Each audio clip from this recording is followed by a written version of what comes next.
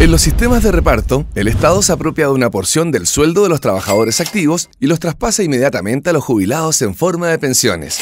Así, cuando los países son jóvenes, la población trabajadora activa es abundante y las cotizaciones son suficientes para pagar las pensiones de los jubilados. Sin embargo, a medida que pasa el tiempo y los países crecen, las poblaciones van envejeciendo.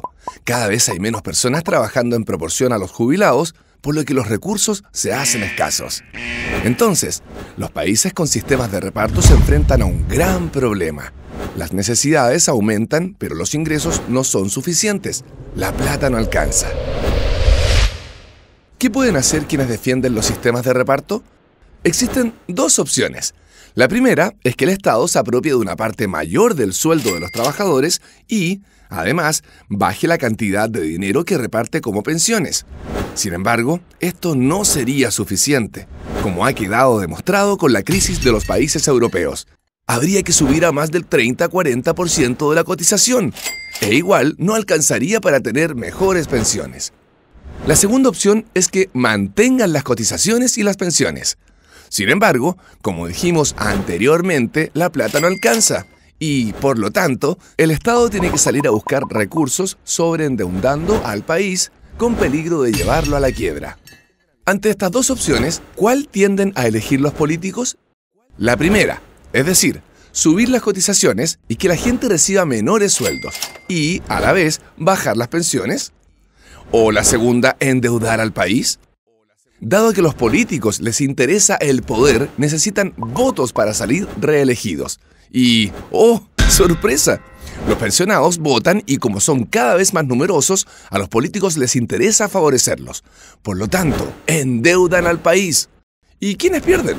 Todas las generaciones futuras que reciben a un país sobreendeudado camino a una crisis total y catastrófica como, por ejemplo, la ocurrida en Grecia. Es decir, funciona del mismo modo que las famosas estafas piramidales que benefician a los primeros inversionistas y el estafador en perjuicio de todos los siguientes. En un sistema de reparto, quien se beneficia es la primera generación de jubilados y los políticos en menoscabo de las siguientes generaciones. Además, los sistemas de reparto tienen otros problemas.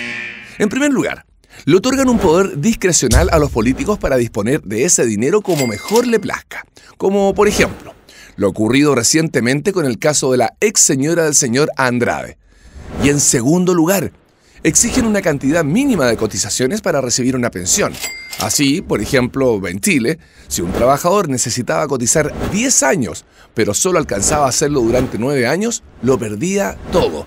Se jubilaba sin un peso. Si los sistemas de reparto son insostenibles, ¿es una buena alternativa al sistema de capitalización individual?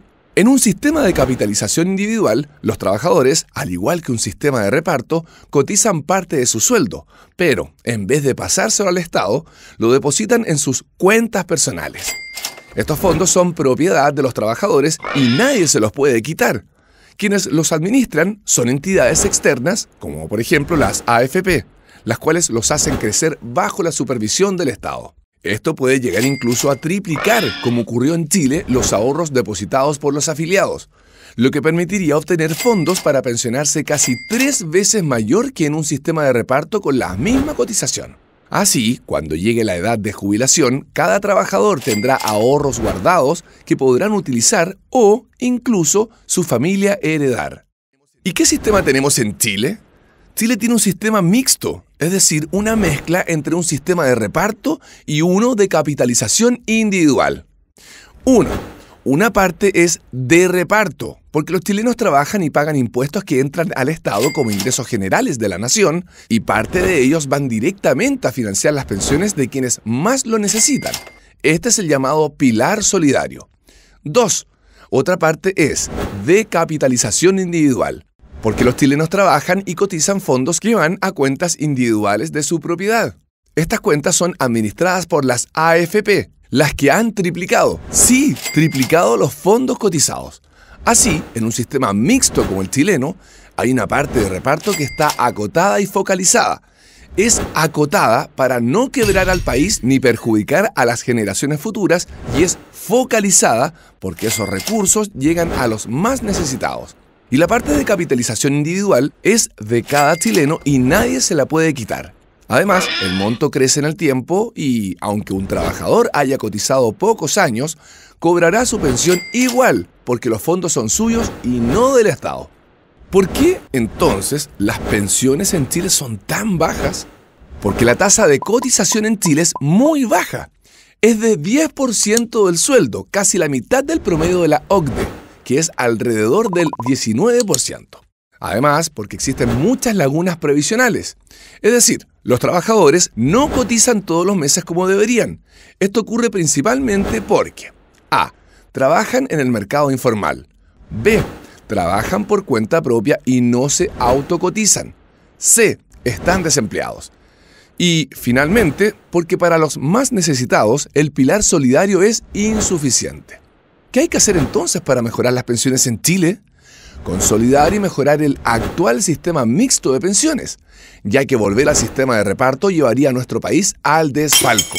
Hay que fortalecer y aumentar el pilar solidario, para lo que se pueden reasignar aquellos gastos estatales que sean innecesarios. En segundo lugar, hay que eliminar las lagunas previsionales con políticas que fomenten la cotización, especialmente de los trabajadores independientes, y a través de políticas que fiscalicen a los empleadores para que lo hagan por sus empleados. Finalmente, se hace urgente aumentar la tasa de cotización y edad de jubilación para que ahorremos más y tengamos una mayor pensión. Este es un sistema serio. No arriesgues tu futuro, ni el de tus hijos y nietos, por no entender realmente cómo funcionan los sistemas de pensiones. ¡Que no te engañen!